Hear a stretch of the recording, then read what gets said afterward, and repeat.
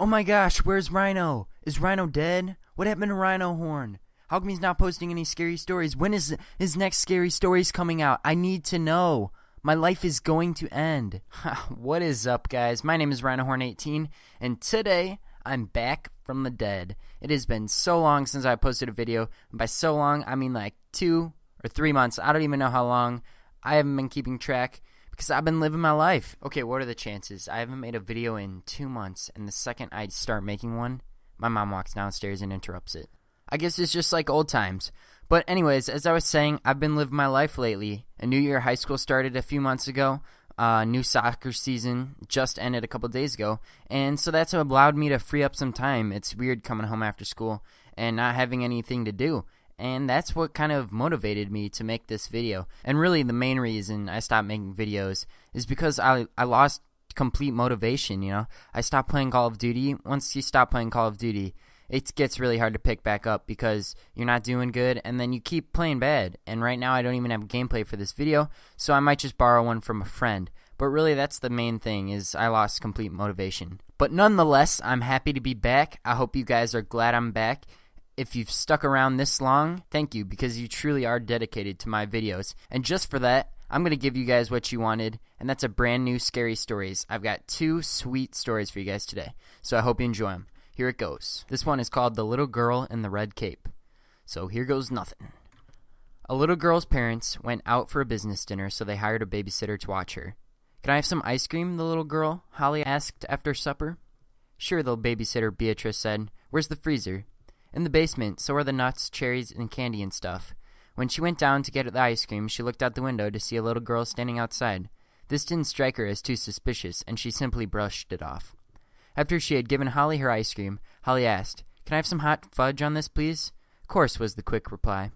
After Beatrice went back down into the basement to retrieve the hot fudge, she looked back out the window to see the same little girl, only wearing a red cape.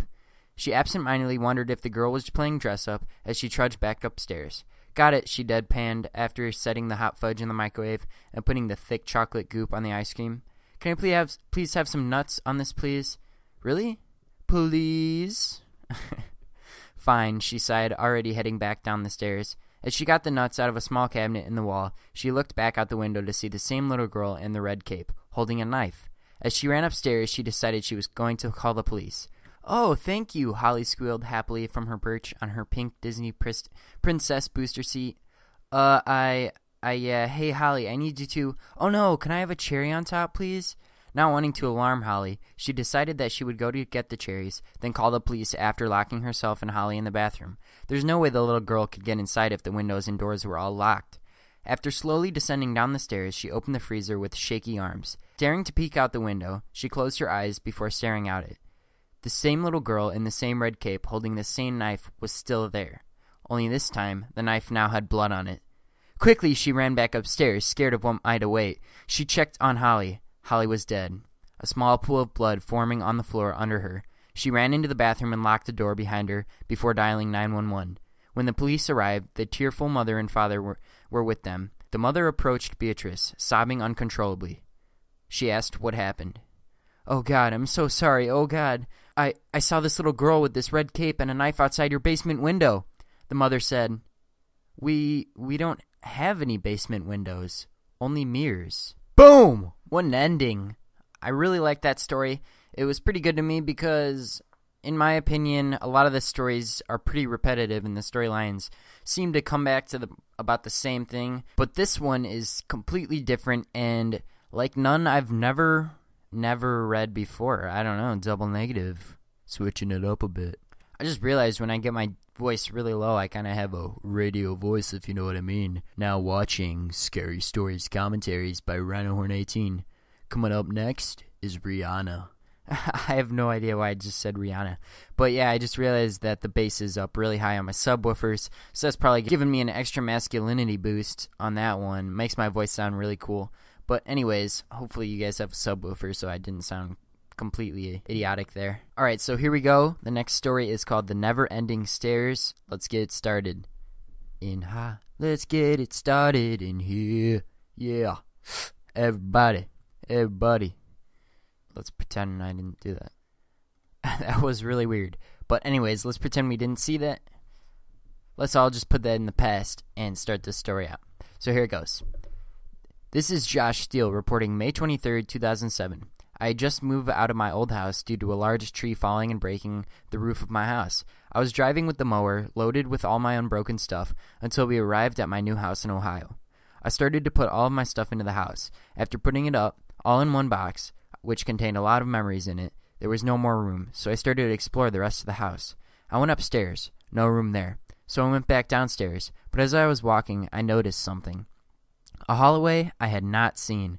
There was a brown, rotting door at the end of it. The paint on the walls was peeling, and the floor looked like it hadn't been walked on in years. I walked down the hallway and opened the door. It was a very dim stairway going down. As it got lower, the lights went dimmer. I put the box down and started walking down the stairs. There were numbers inscribed on the wall. 1, 2, 3, 4. And as I went down the number of stairs, would count up like floors. On floor 15, I started to hear slight screams and moans.